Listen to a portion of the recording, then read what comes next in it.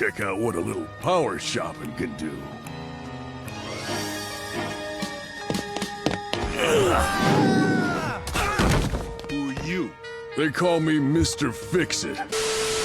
Not only is the Incredible Hulk the strongest Avenger on the team, but apparently he's also the most stylish too. Anyways, welcome back True Believers and all you merry Marvelites to another very interesting Marvel's Avengers related video. So within the past 24 hours, we have received some very awesome new pieces of footage of Marvel's Avengers in action, as well as a very interesting update towards its presence related to the Tokyo Game Show. However, I do have to make clear once again that all this footage, even though it is new seeing it in HD, was already previously shown during the Gamescom convention a couple weeks ago. But regardless, being able to see some of these alternate suits that we will be able to wear within the game for each individual hero is very awesome to see up close and personal. And that most certainly relates to one of the best suits in the game so far is none other than the Grey Hulk iteration of Joe Fixit, also known as Mr. Fixit for the Incredible Hulk. Now previously within Hulk's character profile trailer, we have seen a very up close and HD upper body look of the Mr. Fixit suit within that video. But finally within this newest video, we finally get a full body showcase as to what the suit looks like in its entirety, featuring the great pinstripe design as well as the super sly hat and very unique looking shoes. Plus, I'm happy that they actually fully made Hulk's skin colored gray, considering how they actually showcased this suit during the San Diego Comic-Con panel with a green colored skinned Hulk. So seeing that this iconic suit is actually portrayed with one-to-one comic book accuracy within a fully AAA Avengers game is just flat out breathtaking. And obviously this is just one of the many suits that Hulk is going to have within the game, so I'm very excited to see what the other costumes and or skins could be within the Avengers project once it's fully released. However, even though the Hulk can now take down enemies with style while wearing this suit, we're now moving on to one of the heroes who's much more high-tech compared to the rest. And without a doubt, I'm obviously referring to the one and only invincible Iron Man. Now for me personally, out of all the other heroes that we are able to fully customize within this game, I'm very much intrigued to see what Tony's variety of customization opportunities are going to be. And if you actually manage to look closely during this Iron Man video showcase, it manages to reveal a total of 3 separate Iron Man armors. We already have an official confirmation from the developers themselves as to what one of the 3 Iron Man suits are within this video is that of the black and gold color palette along with the red LED lights. And if you manage to recall, or if you've read the Iron Man comic books, this is none other than the Mark 42 Iron Man armor, also known as the original Sin suit. However, we do have 2 other Iron Man suits within this video which haven't been fully disclosed yet as to what actual outfits they are going to be. But if I did have to guess, given the designs that we do see as of right now with the fully silver one, I could see this possibly being a type of Mark II suit for this universe's version of Iron Man. Now I do see some people claiming this particular armor to be a possible War Machine design, but I don't think that they would actually do that for Tony instead of just giving him a fully original suit. Luckily, the last armor that was showcased during this video is a bit easier to identify considering the overall red and gold color palette as well as the slight implementations of gray. And especially for you major MCU buffs out there who watch Spider-Man Homecoming, this armor may look a bit similar to the overall Ultimate design that we know from the comics. Now even though I'm not 100% sure that these are in fact which suits these are within the video, I would still love to see what those types of suits would look like in the game regardless with the overall design that Crystal is inputting within these costumes. However, if you do remember one of the downsides of this game, it is going to have directly locked suits behind a microtransaction paywall. Fortunately, every suit that we have seen so far, with that of the Captain America Secret Empire suit as well as the Mr. Fixit suit and all these Iron Man armors, will in fact be able to be unlocked through just playing the game. So hopefully there will be a good variety of suits to unlock when playing Marvel's Avengers, but I really hope that they don't hide all the cool looking ones behind a very expensive paywall. But considering that this is going to be a type of live service game and all the free content that we will be receiving with free heroes and regions to be added at a regular basis, I can't really complain that they are in fact just purely a cosmetic item. And as for the video itself, I'm really digging Iron Man's combat finishers that he's dealing on the AIM soldiers as well as the locations that we do see him fight in. Not only do I think these AIM bases will have a very important part within the game's story, but I also love how it showcases the wider Marvel universe with adding a certain corporation like that of Roxxon. And considering how Roxxon, along with a few other assets from Spider-Man PS4, are featured heavily within the Avengers project, I really hope that this indicates that they are possibly connected one way or another. Which brings me to the final discussion point of this video is a small update relating to the Marvel's Avengers presence that is being held thoroughly as of right now within the Tokyo Game Show. If you're unaware, Tokyo Game Show is ranging from September the 12th from September the 15th. And alongside of the Marvel's Avengers booth actually being featured at the Tokyo Game Show in full force, we actually have an update as to what Square Enix's presentation is going to entail. So just as a reminder, the Square Enix presentation for the Tokyo Game Show is going to take place on September 15th for a bunch of their upcoming titles.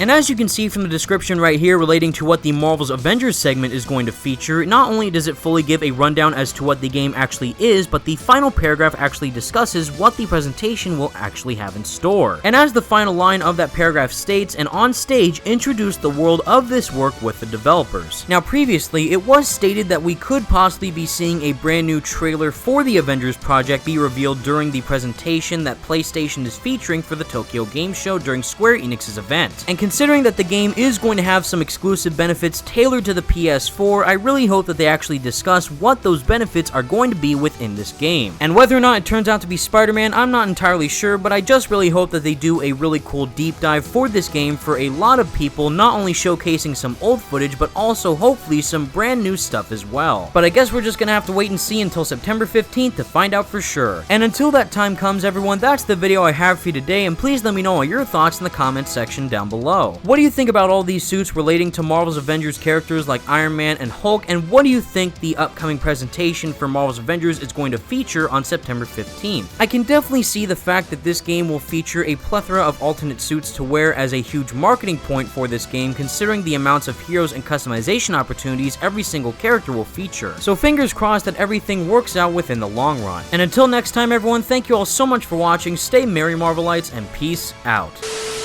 He'd have to heat the cube to 120 million Kelvin just to break through the Coulomb barrier. Unless Selvig has figured out how to stabilize the quantum tunneling effect. Well, if he could do that, he could achieve heavy ion fusion at any reactor on the planet. Finally, someone who speaks English. Is that what just happened? It's good to meet you, Dr. Banner.